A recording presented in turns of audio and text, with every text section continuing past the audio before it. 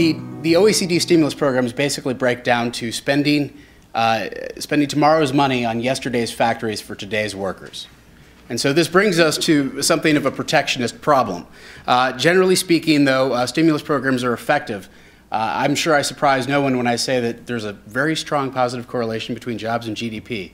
Yes, that's right. Especially here in the U.S., it's almost perfect. And so if you look at what the jobs numbers implied about GDP in third quarter, they implied a 0.4% gain. It was 2.2%. In fourth quarter, negative 0.2% loss, and it was 5.7% positive. Stimulus works. Clearly, it may not stimulate jobs, and there's an implication. The real question is whether or not these sorts of protectionist outgrowths of spending on your own economy block trade that might long-term be a road to faster recovery. And we're not there yet, so this is sort of a look ahead, certainly not a prediction so much as a what if.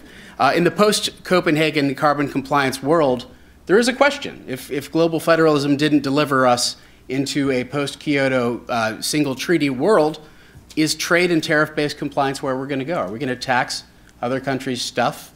Are we going to penalize other countries for the way they behave by taxing non-energy stuff? Big question.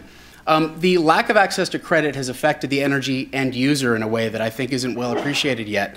The demand recovery here in the U.S., if you look at this recovery, and we're looking at jobs now relative to energy, is about 15% flatter.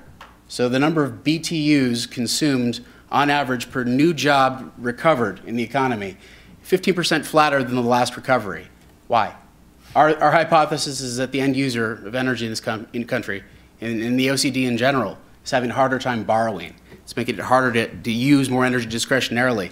So what you have in this protectionist question is nations that are now competing for a smaller global market, at least temporarily, and a less fulfilling pie if the curve grows. So what can we see? Let's end theory. The ITCs in this country are for an origin-agnostic solar product. The PTCs are for origin-agnostic wind products. But you heard today David Sandalo talk about extending the manufacturing credit for stuff that's made here. Is this a bellwether of perhaps policy changes to come?